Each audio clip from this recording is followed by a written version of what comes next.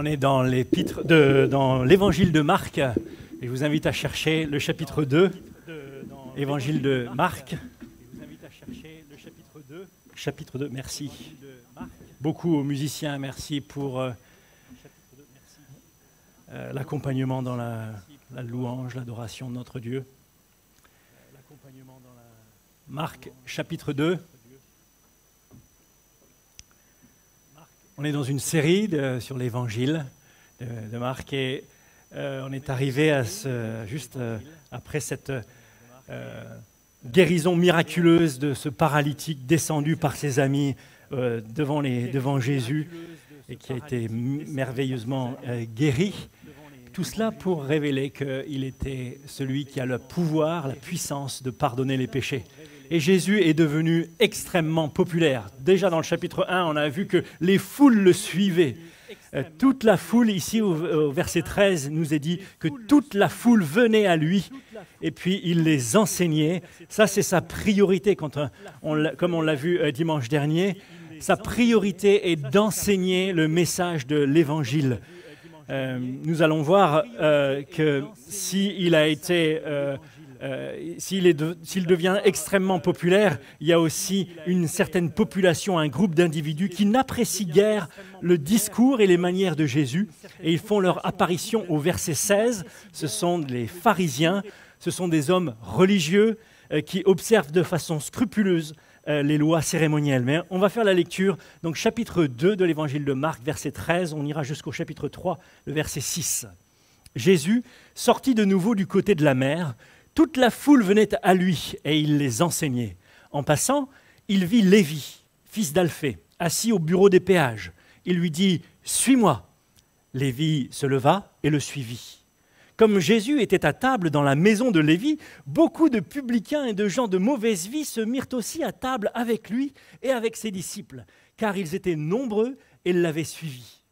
Les scribes et les pharisiens, le voyant manger avec des publicains et des gens de mauvaise vie, dirent à ses disciples « Pourquoi mange-t-il et boit-il avec des publicains et des gens de mauvaise vie ?»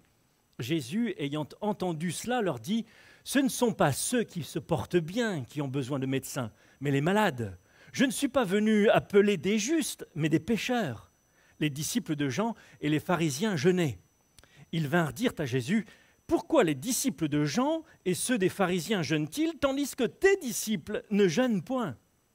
Jésus leur répondit « Les amis de l'époux peuvent-ils jeûner pendant que l'époux est avec eux ? Aussi longtemps qu'ils ont avec eux l'époux, ils ne peuvent jeûner. Les jours viendront où l'époux leur sera enlevé, et alors ils jeûneront en ce jour-là. Personne ne coud une pièce de drap neuf à un vieil habit. Autrement, la pièce de drap neuf emporterait une partie du vieux, et la déchirure serait pire. Et personne ne met du vin nouveau dans de vieilles outres. Autrement, le vin fait rompre les outres, et le vin et les outres sont perdus. Mais il faut mettre le vin nouveau dans des outres neuves. Il arriva un jour de sabbat que Jésus traversa des champs de blé, et ses disciples, chemin faisant, se mirent à arracher des épis. Les pharisiens lui dirent « Voici, pourquoi font-ils ce qu'il n'est pas permis pendant le sabbat ?» Jésus leur répondit « N'avez-vous pas jamais lu ce que fit David lorsqu'il fut dans la nécessité et qu'il eut faim et ceux qui étaient avec lui?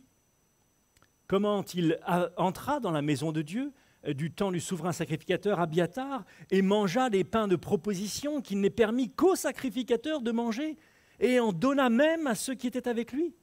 Puis il leur dit « Le sabbat a été fait pour l'homme et non l'homme pour le sabbat, de sorte que le Fils de l'homme est maître même du sabbat. » Jésus entra de nouveau dans la synagogue. Il s'y trouvait un homme qui avait la main sèche, paralysé.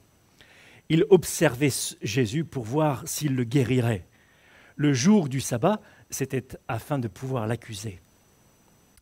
Et Jésus dit à l'homme qui avait la main sèche, « Lève-toi, là, au milieu. » Puis il leur dit, « Est-il permis le jour du sabbat de faire du bien ou de faire du mal, de sauver une personne ou de la tuer ?» Mais ils gardèrent le silence. Alors, promenant ses regards sur eux avec indignation, et en même temps affligé de l'endurcissement de leur cœur, il dit à l'homme, « Étends ta main. » Il l'étendit, et sa main fut guérie. Les pharisiens sortirent et aussitôt, ils se consultèrent avec les Hérodiens sur les moyens de le faire périr. Jusqu'ici, la parole de Dieu. Imaginez que vous vivez dans une ville où les maisons sont principalement en bois. Et comme ça arrive, une colonie de termites a commencé à manger toutes les constructions. Alors, certains quartiers sont plus atteints que d'autres, mais toutes les maisons sont atteintes. Certains habitants ont déjà vu leur maison ruinée par les termites et se retrouvent à la rue. D'autres mettent beaucoup d'argent, beaucoup d'efforts, beaucoup d'énergie pour appliquer les traitements toxiques qui ralentissent la prolifération des termites. Certains d'entre eux se sortent plutôt pas trop mal. Un jour, le maire annonce que d'après les études qui ont été faites, pour se débarrasser définitivement des termites, le seul moyen est de brûler tout le village et puis de reconstruire. La bonne nouvelle qu'il a, c'est qu'il a trouvé un promoteur et le financement exceptionnel pour reloger tous les habitants. C'est l'occasion d'une grande aide sociale. Tout le monde va retrouver son logement. Il offre à chaque foyer une villa de son choix, correspondant à ses besoins, à ses goûts, avec tout le confort, dans un cadre magnifique. Chez qui pensez-vous que cette nouvelle sera le mieux accueillie? Ceux, certainement, qui ont déjà tout perdu. Et les personnes dont le logement est vraiment en triste état. Ceux qui voient la lutte contre les termites comme un combat perdu d'avance. Chez qui pensez-vous que cette nouvelle sera le moins bien accueillie? Chez ceux, certainement, qui ont eu quelques succès dans la lutte contre les termites. Ceux qui ont beaucoup travaillé pour cela. Et bien entendu, les vendeurs de produits contre les termites. Même si la villa qu'ils pourraient occuper par la suite sera bien plus belle et plus saine que celle qu'ils ont actuellement, il leur est difficile de renoncer à tout ce qu'ils ont, de renoncer au mérite d'avoir mieux résisté que les autres. Ils perdent leur superbe. Le projet du maire ne tient absolument pas compte de leur mérite, de leurs efforts, du temps qu'ils ont passé à appliquer les produits. Ils n'entendront plus les voisins dire « Oh, en passant devant chez eux, regarde, cette maison tient encore pas mal. Le propriétaire a vraiment bien appliqué les produits. » Voyez-vous, la religion, c'est un peu comme le produit contre les termites. C'est censé ralentir leur prolifération, mais ça ne les détruit pas. Les religieux, ce sont ceux qui appliquent les traitements avec le plus de zèle, ceux qui mettent le plus de produits. Et le produit préserve la surface. C'est comme un vernis. Mais au fond, l'intérieur est tout autant pourri. Nous agissons tous naturellement comme les pharisiens, comme des religieux, jusqu'à ce que nous comprenions et acceptions l'Évangile. Quelle est votre religion? Chrétienne, musulmane, juive, bouddhiste peut-être? J'aimerais aller un peu plus loin. Est-ce que vous êtes peut-être juste écolo? Mais à fond, hein? Est-ce que votre religion, c'est le social, prendre soin des autres, ou la politique? Être dans le bon parti? Faire les bonnes campagnes? Ou est-ce que c'est carrément le véganisme? La religion, en fait, c'est là où vous cherchez votre identité, votre valeur, votre salut, votre secours. Nous utilisons notre religion pour établir le fait que nous sommes des gens bien. bien parce que je vote un tel et surtout pas tel autre. Je suis quelqu'un de bien parce que je suis bénévole au Resto du Cœur ou à la Croix-Rouge. Ou je suis quelqu'un de bien parce que moi, monsieur, dame, j'élève des poules. Et je roule à vélo. Et aussi, je mange les légumes de mon jardin. Je suis quelqu'un de bien. Je suis quelqu'un vraiment de bien parce que moi, j'ai à cœur la protection des animaux. Je ne porte pas de cuir, pas de soie, pas de laine. Je mange du quinoa et du tofu. Voyez-vous, l'Évangile démasque notre mauvais cœur. Et il rappelle notre besoin d'un sauveur. Jésus est une menace pour ma religion, parce qu'il va établir le fait que je juge celui qui ne vote pas comme moi, qui ne mange pas comme moi, ou ne roule pas comme moi, ou qui ne prie pas le même jour que moi. Et quelque part, je le méprise. Oh, pas ouvertement, je suis religieux, dans mon cœur. Mais surtout, il va montrer que toute ma religiosité est incapable de changer mon cœur en profondeur. C'est comme la peinture sur la maison mangée par les termites. C'est beau à l'extérieur, c'est pourri à l'intérieur. Dans notre passage, au verset 14, Jésus appelle Lévi, qui était assis au bureau des péages. C'est comme le bureau des péages, c'est comme un bureau de douane au fond. Lévi, lui, il collecte des impôts pour le compte des Romains et sur le dos de son peuple. C'est un juif, son nom l'indique. C'est donc un collaborateur, un collabo, un vendu au service de l'envahisseur. Et il fait ça juste pour l'argent. Le système permettait aux collecteurs d'impôts de s'enrichir énormément, scandaleusement, au détriment de leurs compatriotes. Inutile de dire à quel point les collecteurs d'impôts étaient mal vus. Ils étaient haïs. Ils étaient riches, mais ils étaient seuls parce qu'ils n'avaient pas d'amis. Personne ne voulait être leur ami, personne ne voulait être en leur compagnie. Jésus appelle Lévi par ces mots, « Suis-moi ». Lévi se lève et le suit. Il réalise, celui qui semble être le Messie me veut dans son équipe. Imagine. Et après cela, Marc nous rapporte 4 scènes dans lesquelles Jésus a une attitude qui va être choquante pour les pharisiens.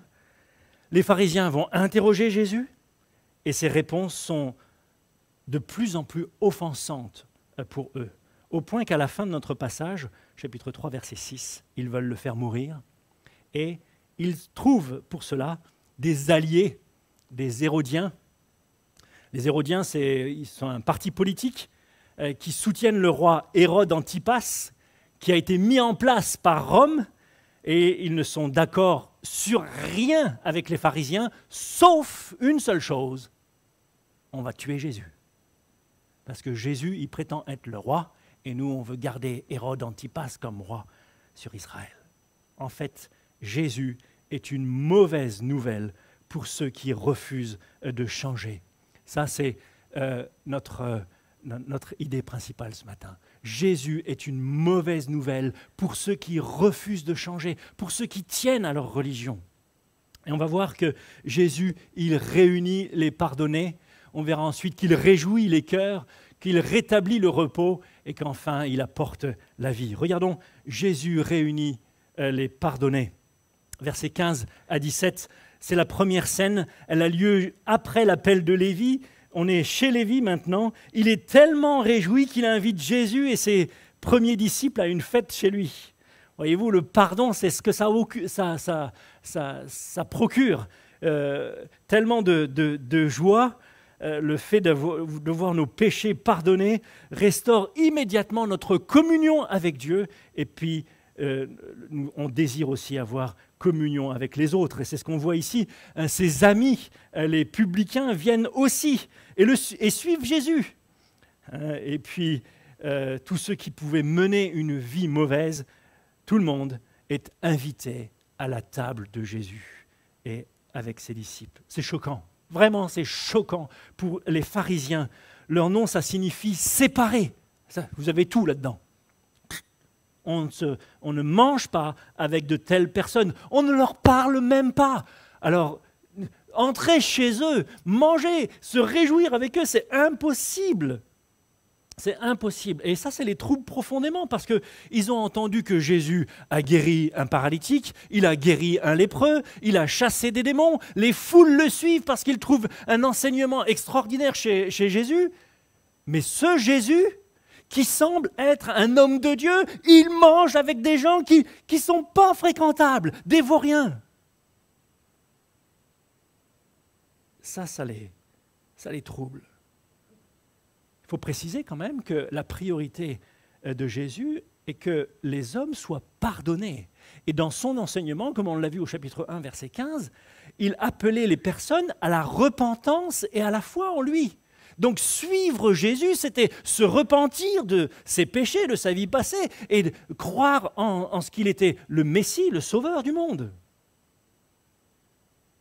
Et donc à sa table, ce sont les repentants qui s'y trouvent bien, quel que soit leur crime. Ils sont unis à cause de Jésus qui les a pardonnés. Et ça, c'est merveilleux. Et la joie qu'on trouve chez Lévi, c'est un prototype de l'Église.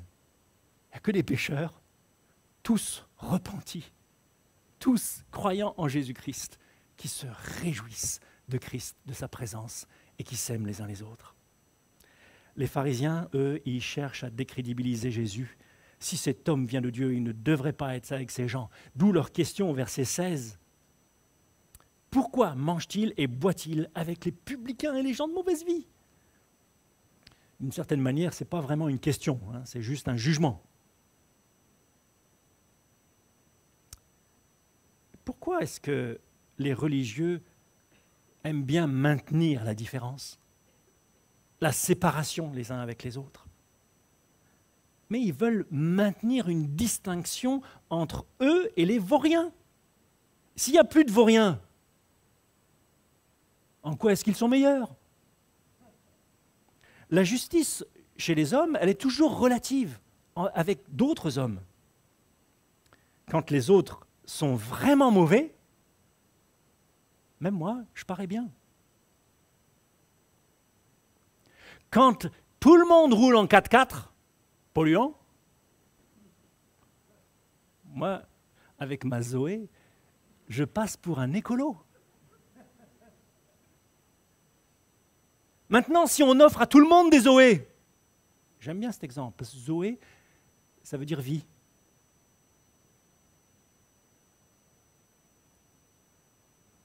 Si on offre à tout le monde une Zoé,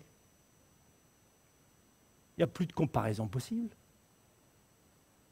Je ne peux plus tirer ma justice de ma Zoé,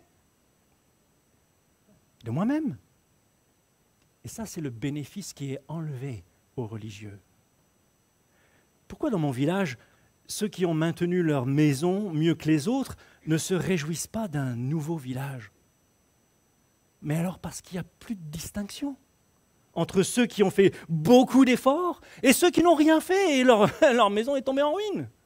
La réponse de Jésus au verset 17 est probablement un proverbe de l'époque. Ce sont pas, et c'est un proverbe pour nous aujourd'hui, ce ne sont pas ceux qui se portent bien qui ont besoin d'un médecin, mais les malades. C'est une évidence. Jésus dit, je ne suis pas venu appeler des justes à la repentance, mais des pécheurs.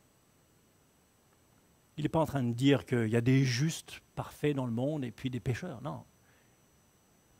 Il n'y a que des pécheurs, et puis il y en a quelques-uns qui se croient justes, qui refusent de reconnaître qu'ils ont besoin de se repentir, qui refusent de venir à Christ.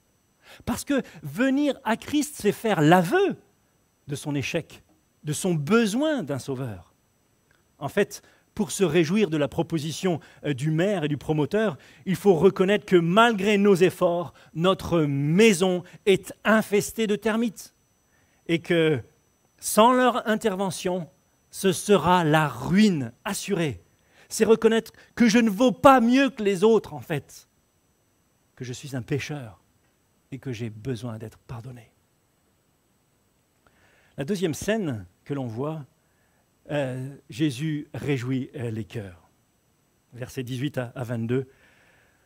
Elle a probablement lieu juste dans la foulée et porte sur le sujet du jeûne. Le jeûne, c'est vraiment l'expression de la piété chez les religieux.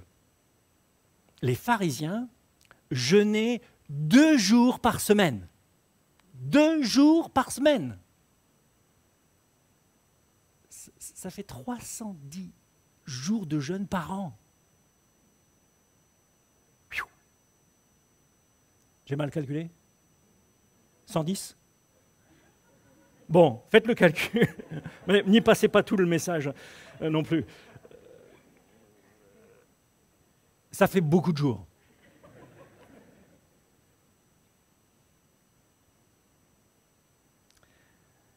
La Bible, elle, ne prescrivait qu'un seul jour de jeûne par an. Le jour du grand pardon, c'est un jour d'humiliation où on réfléchissait à notre vie. Ainsi, les Juifs orthodoxes du temps de Jésus avaient ajouté des privations rituelles permanentes.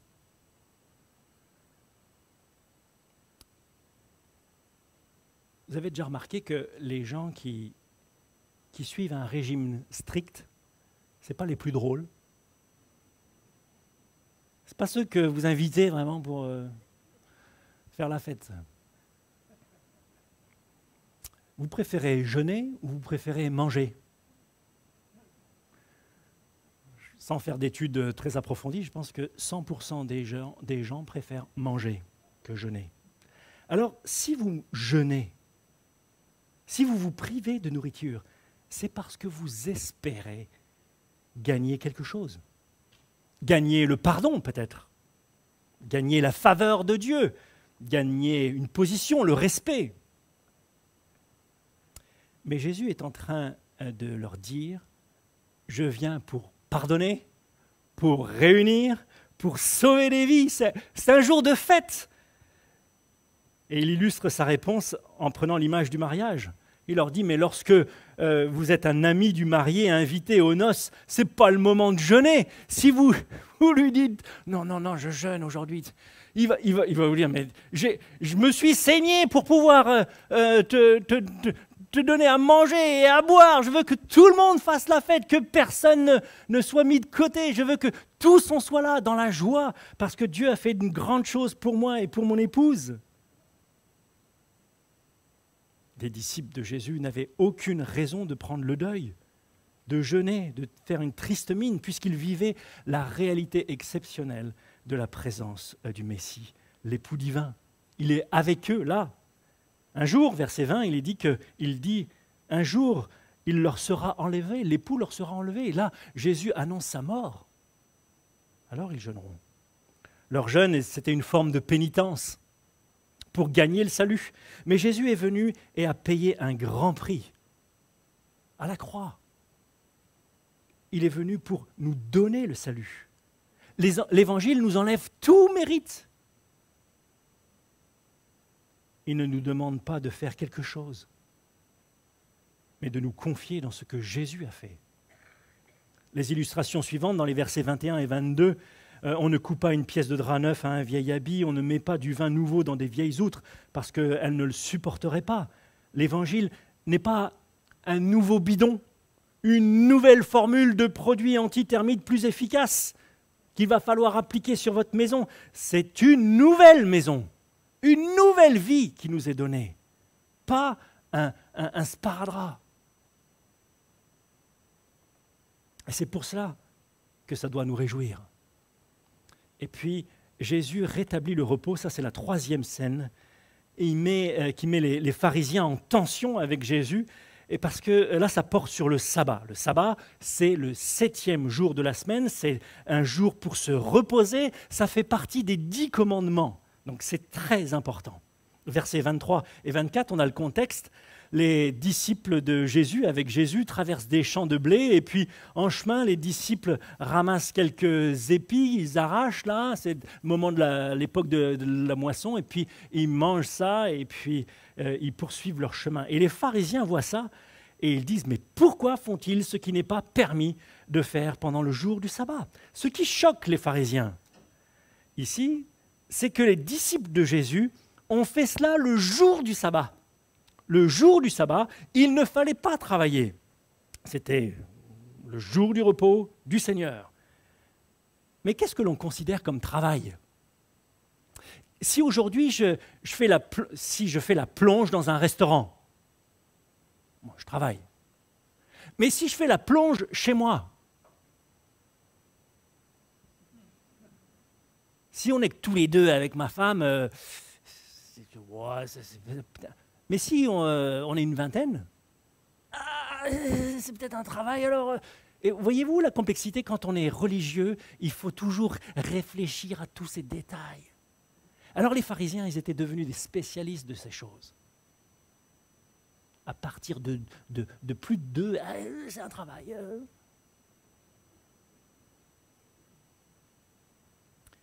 Et donc,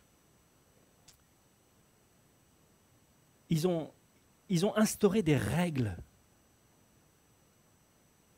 qui sont lourdes, qui pèsent sur ceux qui doivent les suivre. Et pour eux, là, c'est clair, ils ont arraché les épis, ils ont moissonné, quoi, il faut le dire franchement. Ils ont moissonné. Le jour du sabbat. Et la réponse de Jésus, Jésus cite un épisode de la vie de David. David, c'est le roi David, c'est le bien-aimé de l'Éternel, donc il est très respecté par les pharisiens. Alors qu'il était déjà oint roi par Samuel, il fuyait quand même devant le roi en place Saül, qui voulait le faire mourir. Et là, pressé par la faim, il était entré dans le sanctuaire un jour de sabbat. Le jour du sabbat, c'était le jour aussi où on remplaçait dans le sanctuaire les vieux pains avec des pains frais. Et donc, les vieux pains étaient donnés ensuite aux sacrificateurs, et les sacrificateurs mangeaient ces vieux pains. Et quand David est arrivé, il a demandé à manger, ils ont dit, on n'a rien, on a juste que les pains de proposition. Oui, donne. Il les a pris, il les a mangés, et il les a donnés à ses compagnons. Jésus, lui, il se compare à David. Il est le fils de David d'ailleurs. Il est le roi qui a été oint. Vous vous souvenez, dans le chapitre 1, au moment de son baptême, les cieux se sont ouverts, la voix du Père s'est fait entendre. Celui-ci est mon fils bien-aimé. J'ai mis en lui toute mon affection, mon bien-aimé, comme David. Et puis l'Esprit Saint descend sur lui sous la forme d'une colombe. Il est authentifié comme le Messie. Et puis il est aussi pourchassé, non pas par Saül, mais par les pharisiens qui s'opposent sans cesse à lui. Vous voyez un peu l'image que Jésus emploie qui est inconfortable pour les pharisiens. Les disciples de Jésus n'étaient pas, eux, dans la même situation d'urgence que les compagnons de David. Ils n'étaient pas tiraillés par la faim. En tout cas, on ne s'est pas mentionné. Ils avaient transgressé la tradition des pharisiens, comme quoi on n'avait pas le droit de grappiller quelques épis. Mais en réalité, ils n'avaient pas enfreint la loi du sabbat. Ils n'avaient pas moissonné. Et Jésus, lui, il critique donc la conception pharisienne du sabbat. Ils en font un jour de règles complexes, lourdes à porter, alors que le sabbat, c'était un jour de repos. Pour se reposer, la vie devient compliquée le jour du sabbat. On peut faire ça, mais pas ça. Il faut toujours faire attention. Où est le repos? Il n'y a pas de repos. Leurs traditions rendent ce jour fatigant. Et ça, c'est la première partie de sa conclusion au verset 27. Il dit, le sabbat a été fait pour l'homme, et non l'homme pour le sabbat. Le sabbat a été fait pour le repos de l'homme, pour que l'homme puisse se reposer. Mais le point essentiel que Jésus relève dans cette histoire ne porte pas sur le fait que les compagnons de David aient mangé des pains, mais sur le fait que c'est David qui en a mangé et qui l'a donné à ces hommes. Hein, il dit, verset 26, il en donna même à ceux qui étaient avec lui. Et donc si le bon roi David a pu faire cela, à combien plus forte raison le Fils de l'homme, verset 28, peut-il le faire? Il dit, verset 28, de sorte que le Fils de l'homme est maître du sabbat.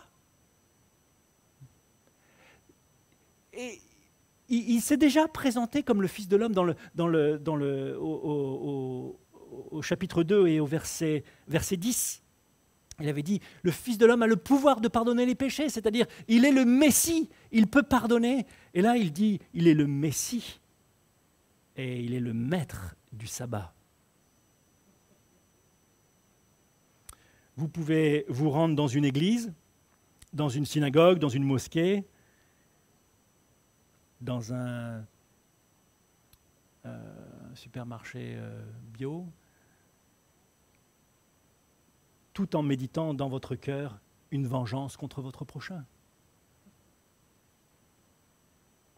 Voyez-vous, la religion, c'est juste la forme, c'est l'extérieur. Le cœur n'est pas changé. Et dans le contexte, ici, au verset 1 et 2 du chapitre 3, il y a un homme qui a une main qui est paralysée et il est venu le jour du sabbat, espérant rencontrer Jésus dans la synagogue et être guéri. Et ça, c'est pas autorisé le jour du sabbat. Les pharisiens avaient aussi établi une règle pour ne pas se faire guérir le jour du sabbat. Alors ça, c'est pure invention.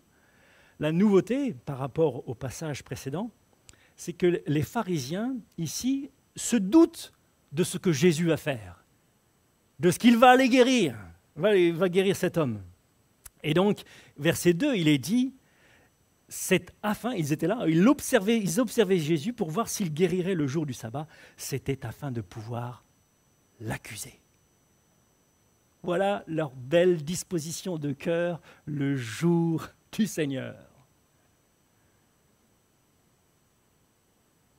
Et ça, c'est terrible. Vous savez, Jésus, il sait les pensées de nos cœurs. Il les connaît parfaitement. Au verset 8 du chapitre 2, les pharisiens avaient commencé à dire, les scribes, ils disaient, mais il blasphème, il dit qu'il pardonne les péchés, mais Dieu seul pardonne les péchés. Et ça, c'était dans leur cœur, c'est ce qu'ils pensaient. Et il est dit ici, verset 8, que Jésus, connaissant ce qu'ils pensaient au-dedans de leur cœur, voilà la réponse qu'il fait. Maintenant, avec cette pensée-là en tête, Jésus sait les intentions des pharisiens à son égard. Il sait qu'ils veulent l'accuser, qu'ils veulent l'atteindre. L'accuser pour le faire tuer, en fait. Parce que si vous avez enfreint le sabbat, la peine pour avoir enfreint le sabbat, c'est la mort. Donc si Jésus enfreint le sabbat, on va pouvoir légitimement le faire mourir. Et donc, gardez ça en tête. Jésus, il connaît leurs pensées. Et maintenant, voilà la question que pose Jésus. Il fait venir l'homme au milieu et il leur dit, est-il permis de faire le jour du sabbat, de faire du bien ou de faire du mal? De sauver une personne ou de la tuer? Mais ils gardèrent le silence. Est-ce que vous avez déjà entendu une question de Jésus plus simple? Est-ce que le jour du sabbat, on doit faire du bien ou est-ce qu'on doit faire du mal? Est-ce qu'on vient pour sauver ou est-ce qu'on vient pour tuer? Mais vous comprenez combien c'est difficile pour eux de répondre à cette question? Qu'est-ce qu'ils ont dans leur cœur? Ils veulent l'accuser et ils veulent le tuer. C'est ce qui nous est dit au verset 6. Alors ils gardent le silence parce qu'ils projettent justement de lui faire du mal et de le tuer. Alors Jésus est indigné, scandalisé, en colère. Et il dit à cet homme de se lever et il le guérit. Il lui fait du bien, il le sauve de son infirmité. De cette manière, il démontre à l'évidence: je suis celui qui est venu aujourd'hui à la synagogue le jour du sabbat pour faire du bien, et vous êtes ceux qui êtes venus pour faire du mal, pour me tuer. Et moi, je suis venu pour sauver cet homme, et je le fais. Et vous, vous êtes venus pour sauver, pour tuer cet homme, et vous voulez le faire. Alors, dites-moi, que vaut votre religion? Une religion où on médite le mal et on vient le jour du sabbat dans la maison, dans la réunion des croyants pour mettre à mort l'un d'eux. Jésus est indigné, affligé, à cause de l'endurcissement du cœur. Il y a une chose terrifiante ici. La religion de l'homme endurcit le cœur à la parole de grâce, à l'évangile de notre Dieu. Et il faut s'en prémunir plus que tout. Jésus a parlé en mal que d'une seule catégorie de personnes, les religieux, les gens qui devraient être bons, qui devraient vouloir sauver, qui prétendent le faire et dont le cœur est tellement dur qu'ils ont médité le moyen de faire mourir Jésus. Vous avez compris? Nous utilisons la religion pour nous séparer des pécheurs, pour montrer nos mérites, pour juger les autres. Mais Jésus, lui, réunit tous les pécheurs, repentants à sa table. Il apporte la joie, le repos, la vie. Jésus, il nous offre une vie nouvelle. C'est ce que Lévi a bien compris. Quand Jésus lui a dit « Suis-moi », à l'instant, il quitte sa religion. Sa religion, jusqu'à présent, c'était quoi, lui? C'était l'argent, le fric. Prêt à tout pour avoir plus d'argent. Et il sait bien que ça ne peut pas changer son cœur. Ça l'a isolé, ça le condamne.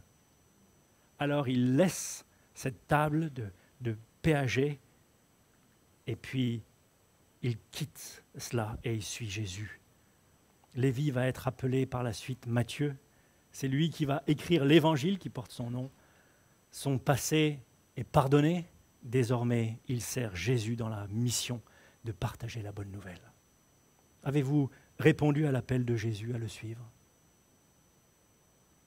Avez-vous entendu l'appel de Jésus « Suis-moi », c'est-à-dire laisse tomber ce en quoi tu te confies pour paraître quelqu'un de bien et crois simplement en moi.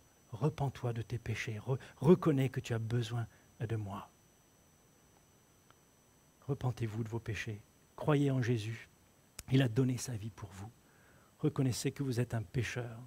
Venez à lui tel que vous êtes.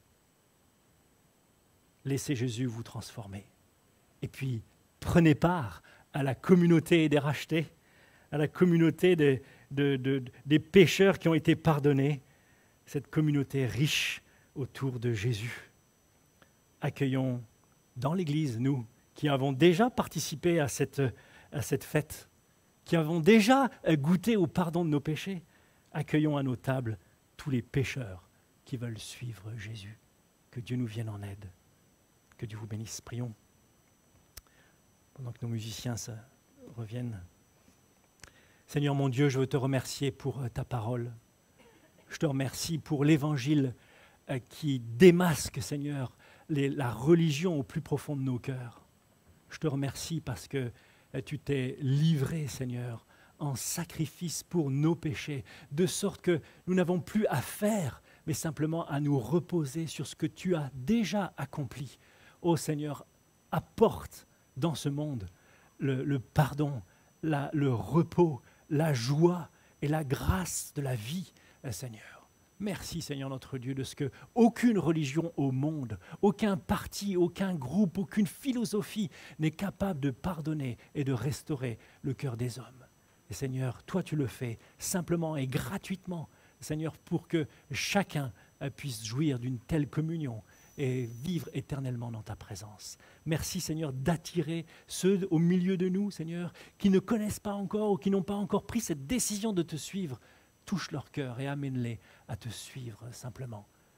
Bénis-les par Jésus-Christ. Amen.